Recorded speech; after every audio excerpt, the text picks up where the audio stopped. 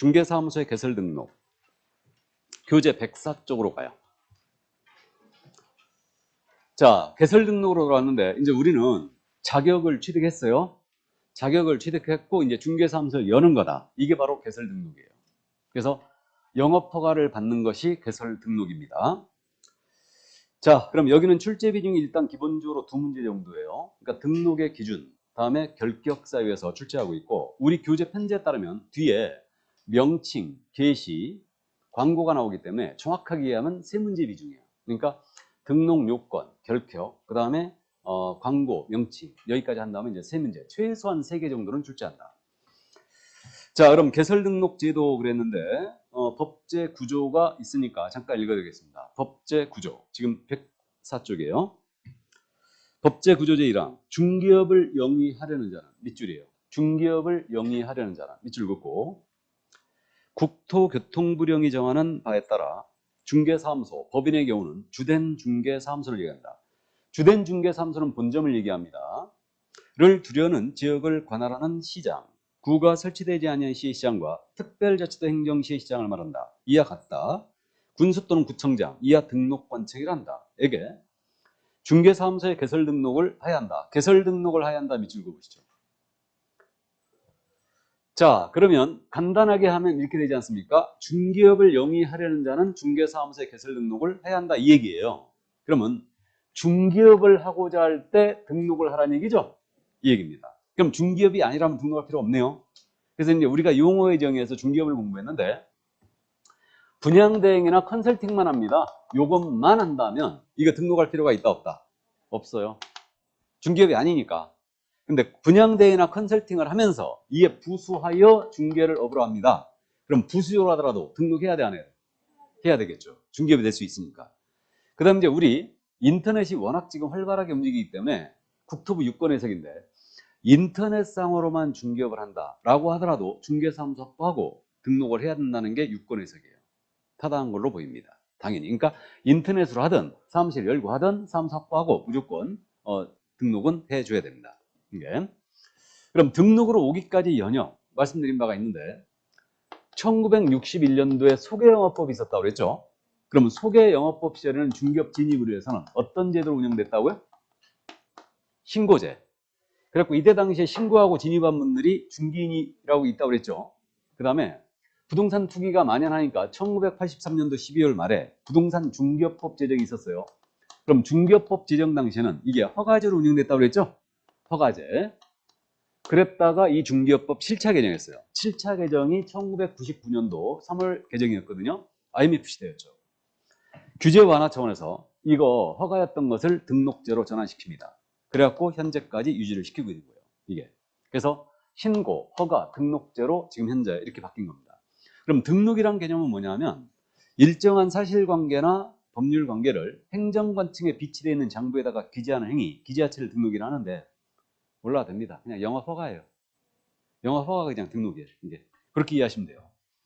자, 그래서 이제 그 정도만 이해를 하시고, 중개업을 하고자 할 때는 등록을 해야 된다. 그럼 등록을 하지 아니하고 중개업을 하면 무등록으로 처벌하겠다. 바로 그런 의지가 담겨 있는 겁니다.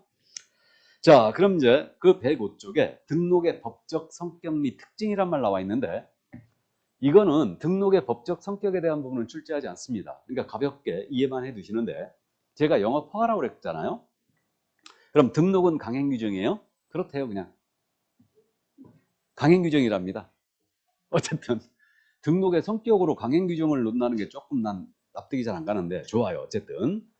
그 다음 이제 명령적 행정이라고 돼 있는데, 명령적 행정은 행정법에서 허가가 있고 하명이 있는데 이건 허가로 분류한다고 그랬죠. 그럼 허가가 뭐냐면 영업 허가를 얘기하는 거예요. 이게. 그래가지고 금지를 쫙 시켜놨다가 해제를 해주는 거예요. 이게 허가다. 그럼 쉽게 가면 이게 얘기죠. 등록을 했다. 그러면 중개업 너 해도 좋다. 이렇게 풀어주고 있는 거죠. 이게 허가예요. 그러니까 여기 보시면요. 소개영업법 시절에 신고하고 중개업 할 수 있었다고 그랬죠. 허가지. 중개업법 제정 당시에 허가제로 운영됐다고. 이것도 허가. 등록도 허가죠. 그러니까 말은 달리하지만 행정법의 관점에서 보면 모두 금지를 풀어주는 해제의 의미인 허가예요. 너 이제 중개업 해도 돼. 이렇게 풀어주고 있는 거예요. 그러니까 허가다, 사실상. 그래서 이걸 행정법에서 허가를 명령적 행정이라고 부릅니다. 중개업해도 좋다, 이렇게 하는 거예요. 자, 그 다음 이제 기속적 행정이란 말 나와 있죠. 기속이란 말은 뭐냐면요, 재량권이 없는 행위예요. 그러니까 이게 뭔 얘기냐면, 이거 재량권이 없는 행위를 기속이라 하는데, 요때 당시에 허가하고 아주 비교를 많이 하거든요. 중개업법 제정 당시에는 허가제로 운영됐는데, 이때 당시에는요, 재량권이 있었지. 그러니까 그때 어떤 규정이 있었냐면, 이거 농담이 아니고 진짜인데, 허가 신청 들어온 자가, 중개업을 하겠다고 허가 신청 들어온 자가 관상을 딱 봤더니 부동산 투기 조장에 우려가 있는 거예요. 아주 더럽게 생겼습니다. 그럼 허가를 안 해줄 수도 있었어요. 진짜 농담 아닙니다. 진짜로 그 규정이 있었으니까 투기 조장의 우려가 있는 경우는 허가를 해줄 수 않을 수 있다. 이런 규정을 갖고 있었어요. 이게. 그러니까 그 담당 공무원은요, 관상도 잘 봐야 돼. 투기를 조장할 가능성이 있는가. 근데 지금은 그런 거 없어졌다는 얘기죠. 그러니까 요건에 적합하다면 반드시 등록을 해줘야 됩니다. 이걸 뭐라 한다? 기속이라 한다. 이거를. 그래서 요건에 적합하다면 반드시, 특별한 사정이 없는 한 반드시 등록을 해줘야 돼요. 이렇게 돼 있고. 그 다음에 이제 당연히 자격증이 있어야 돼요. 그러니까 주된 심사의 기준을 사람을 기준으로 하죠. 그러니까 대인성을 띠고 있고, 이 등록은. 다음에 일신 전속성을 띠고 있어요. 우리가 지금 영업 전문 자격증이니까 일신 전속성이 있죠. 그러니까 대인성과 일신 전속성에서 우리는 자격증, 등록증, 양도 대여하는 거 돼야 안 돼요? 안 되고. 그죠? 그러니까 양도 대여, 상속 다 안 됩니다. 이건 일신 전속성을 비롯하는 거예요. 당연한 얘기고. 그다음 등록은 영속성이 있어요. 이건 이제 또 무슨 얘기냐면, 등록은 갱신제도가 없거든요. 그러니까 뭔 얘기냐면, 이거 허가제로 운영될 당시에는요, 갱신제도가 있었어요. 5년에 한 번씩 허가를 갱신했어야 됐습니다. 근데 현재는 한 번 등록을 해놓고 그럼 등록은 계속된다. 이걸 뭐라고 한다고요? 영속성이 있어요. 그러니까 참고만 하시기 바랍니다. 이 정도. 자, 그래서 등록의 성격 이 정도로 이해를 해주시는데, 우리 등록은 여기서 진짜 중요한 말은 뭐냐면 효력 규정이 아니라는 거예요. 그러니까 뭔 얘기냐면, 갑을 간의 거래를, 요 말이 지금 현재 강행 규정 쪽에 조금 설명이 돼 있는데, 등록을 하지 아니한 자가 이 거래를 소개했거든요. 계약 무효가 되겠습니까? 그대로 계약은 유효하겠습니까? 계약은 유효하겠죠. 그러니까 사법적 안정성은, 사법의 안정을 위해서 등록하지 아니한 자가 이 거래를 소개했다여 이 계약이 무효가 되는 것은 아니에요. 그럼 이 등록이라는 것은 계약의 효력에 영향을 미친다면 이게 효력 규정이 되는 거고, 계약의 효력에 영향을 미치지 않으니 이게 효력 규정이 아닌 단속 규정에 불과하죠. 그래서 효력 규정이 아닙니다. 이걸 적법 요건이라고 해요. 중개업을 영위하간 적법 요건에 불과할 뿐이지, 중개업을 하고자 할 때는 등록을 하라고 했잖아요. 그래야 처벌을 안 받아요. 적법 요건일 뿐이지 효력 요건이 아니라는 얘기죠. 등록은. 그래서 요 말이 지금 현재 조금 설명이 덜 돼 있네요. 그걸 강행 규정에 표현을 좀 해놨는데 어쨌든 좋습니다. 등록은 효력 요건이 아니에요. 얘는 처벌만 받을 뿐이지 계약에는 전혀 영향이 없습니다. 일단 그 정도만 이해하세요. 자, 그럼 이제 넘어갑니다. 106조 개설 등록의 절차로 들어가는데, 자, 그럼 이제 우리는 등록을 하는 겁니다. 그럼 오늘 이제 공부한 내용이 시간적 순서에 따른 등록의 절차를 먼저 나열을 한번 해보면 이렇게 되죠. 등록 기준을 확보해요. 그러니까 자격을 취득하고 사무소 확보하고 교육받고 옵니다. 그럼 등록 기준 확보했으니 등록을 신청해요. 그냥 시간적 순서에 나열만 해보는 거예요. 교재는 이 내용이 없습니다. 그 옆에 있네. 날개 부분에 있죠? 그러니까 쭉 들으시면 돼, 그냥. 그래서 등록 신청을 이제 해요.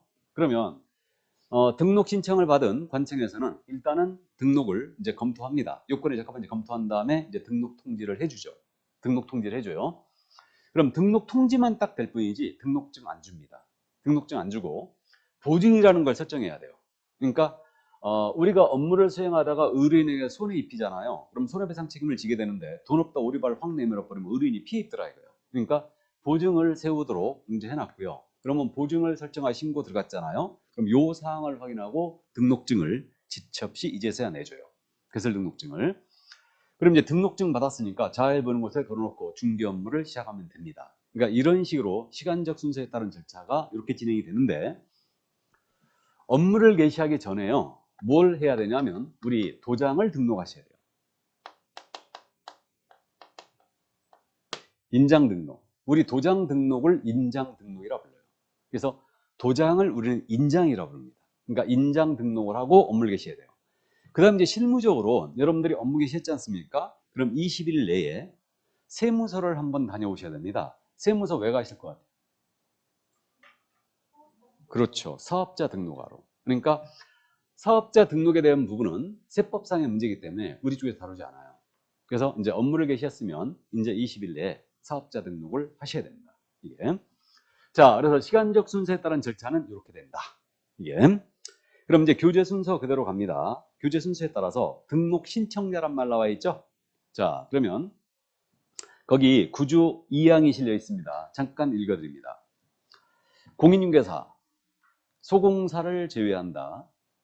또는 법인이 아닌 자는 제1항에 따라 중개사무소에 개설 등록을 신청할 수 없다 그랬어요. 이거 조문 있잖아요. 생각보다 요즘 잘 내거든요. 그럼 공인중개사, 소공사 제외한다. 또는 법인이 아닌 자는 중개사무소에 등록을 신청할 수 없다 그랬어요. 그럼 이게 부정문으로 돼 있는데 긍정문으로 바꾸면 이렇게 되죠. 공인중개사 또는 법인이야만 등록을 할 수 있다는 얘기죠. 그러니까 개인의 경우는 공사증이 있어야 한다는 얘기고, 법인은 일정 요건을 갖추면 등록이 가능하다는 얘기예요. 그 얘기입니다. 이때 소공사를 제외한다고 그랬죠. 요걸 주의해야 되는데, 소공사 그럼 제외라는 말이 무슨 말이냐? 우리 이제 오늘 여기까지 진도를 나가야 되는데 지금 나갈지 못 나갈지 잘 모르겠는데 못 나갈 것 같아요. 느낌했고. 우리 이중소속 금지돼 있거든요. 그럼 이중소속이 뭐냐면 중개사무소 양다리 걸치는 거예요. 그러니까 2개 이상의 중개사무소 근무하는 건데 이거 안 됩니다. 전면 금지돼 있어요. 그러니까 우리 소속공사는 현재 중개사무소에 근무하고 있다는 얘기죠. 그럼 이 상태에서 개설록을 따로 들어간다. 이거 안 된다는 얘기예요. 이중소속이 전면 금지되어 있기 때문에 소공사는 등록 신청할 수 없습니다. 그 말이에요. 소공사 제외란 말은 소속공사는 등록을 신청할 수 없습니다. 나는 아직도 이게 이해가 잘 안 가는데 아무리 봐도 포함 같은데 이걸 제외라고 돼 있어요. 근데 우리 국어 선생님이 제외가 맞다고 하니까 어쨌든 부정문을 해놓은 바람에 이게 더 헷갈려 죽었어. 아주. 공인중개사 또는 법인이 아닌 자는 중개사무소에 등록을 신청할 수 없다. 부정, 부정. 그럼 부정, 부정이면 긍정이 되는 거죠. 공인중개사 또는 법인만 등록 신청할 수 있다는 얘기죠. 이때 소공사 제외 일어났는데 소공사는 등록 신청할 수 없다는 얘기예요. 그 얘기입니다. 어쨌든 자, 그럼 이제 그 정도 등록 신청자에 대해서 이해해 두시고, 그러면 소공사는 등록 신청할 수 없고요. 자, 변호사. 변호사 자격증을 갖고 있는 분인데 이분이 등록을 신청했대요. 변호사 자격증 가지고. 근데 공사 자격증이 없답니다. 그럼 변호사 등록 신청할 수 있다 없다? 없다. 변호사 자격증 갖고는 안 된다는 얘기죠? 이 얘기입니다. 예전에 우리 변호사가 소송을 제기한 적이 있어요. 서초구청장한테, 서초구에 그 변호사들 많이 있죠. 법원이 거기 있으니까. 서초구청장한테 변호사 자격증 첨부해갖고 딱 등록 신청 들어갔는데 서초구청장이 반려했지. 그래갖고 그 소송이 대법원까지 갔는데 행정소송 걸었어요.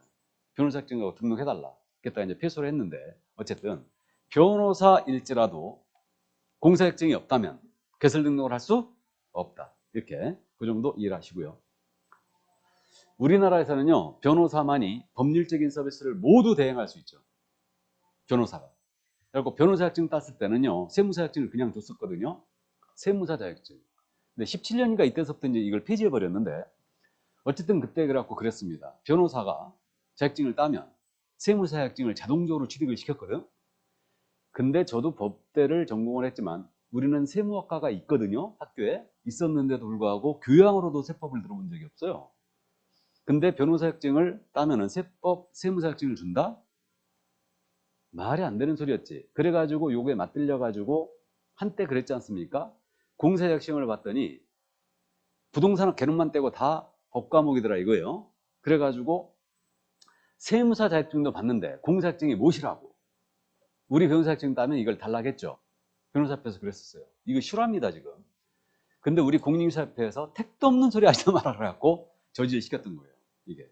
그래서 어쨌든 현재 변호사일지라도 자격증이 없으면 등록할 수 없습니다. 일단